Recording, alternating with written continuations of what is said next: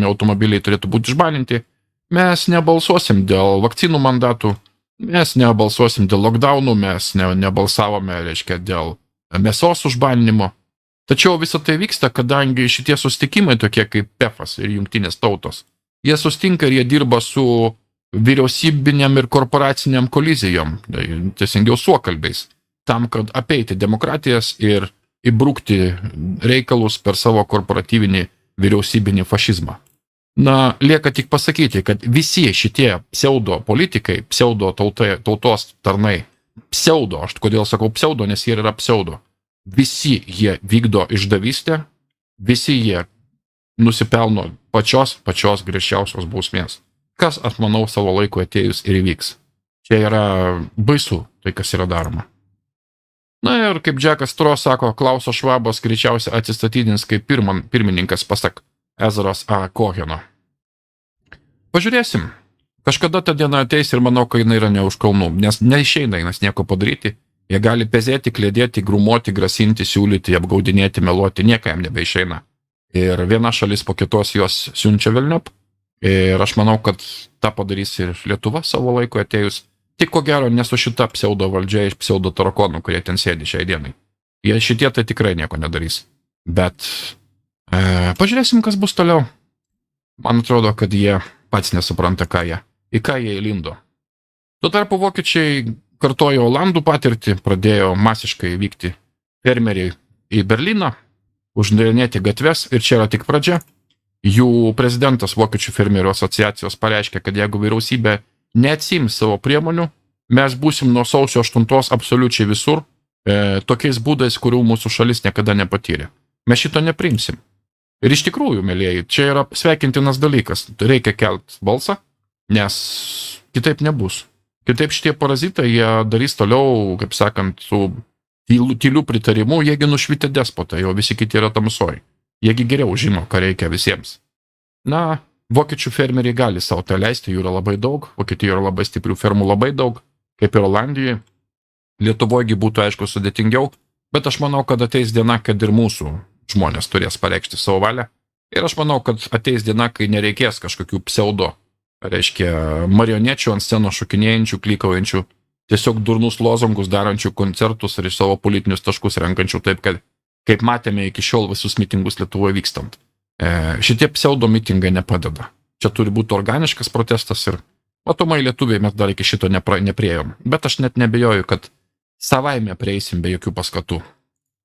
Tuo tarpu Europa sukasi visai dešinę ir kadangi dabartinės vyriausybės nereprezentuoja savo žmonių. Mes matome Austrijos, Italijos, Nyderlandų, Vokietijos dešiniųjų jėgų labai stiprų pakelimą. Ir visą tai eksponentaliai, matot, kylo nuo 20 metų iki nuo 10% iki 30%, reiškia, pakylo. Tai yra milžiniškas poslinkis į dešinę.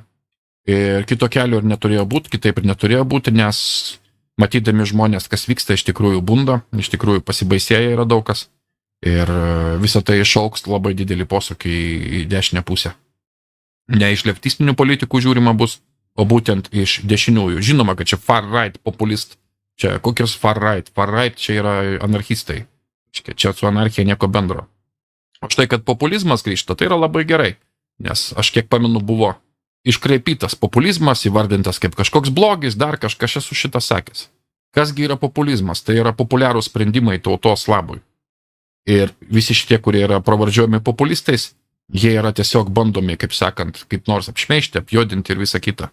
Tai būtent jie žiūri daugiausiai tautos labo, o ne tie, kurie žiūri pirmiausiai į valstybės gerovę. Ir tai yra labai svarbu suprasti. Toks labai akibrokštas reiškia. Infliacija štai privertė Turkijos centrinio banko valdytoje grįžti gyventi pas tėvus. Turkijoje yra tokia stipri infliacija, kad pareiškia, mes neradom namų Istambule, reiškia, tai yra siaubingai brangu.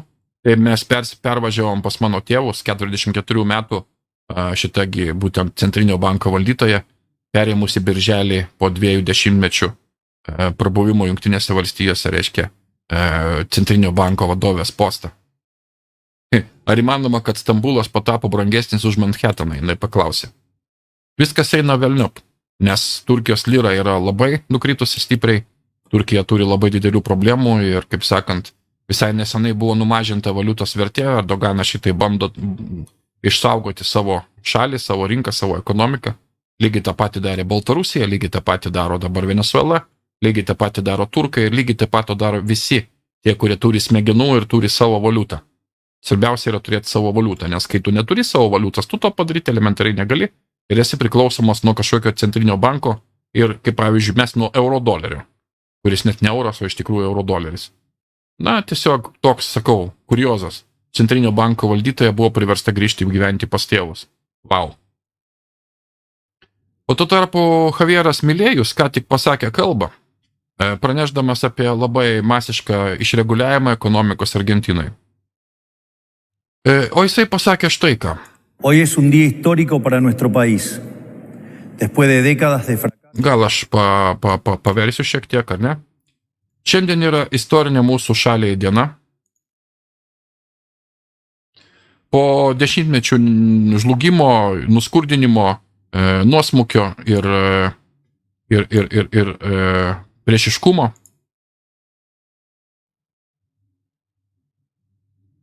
Šiandien mes formaliai pradedam rekonstrukcijos kelią.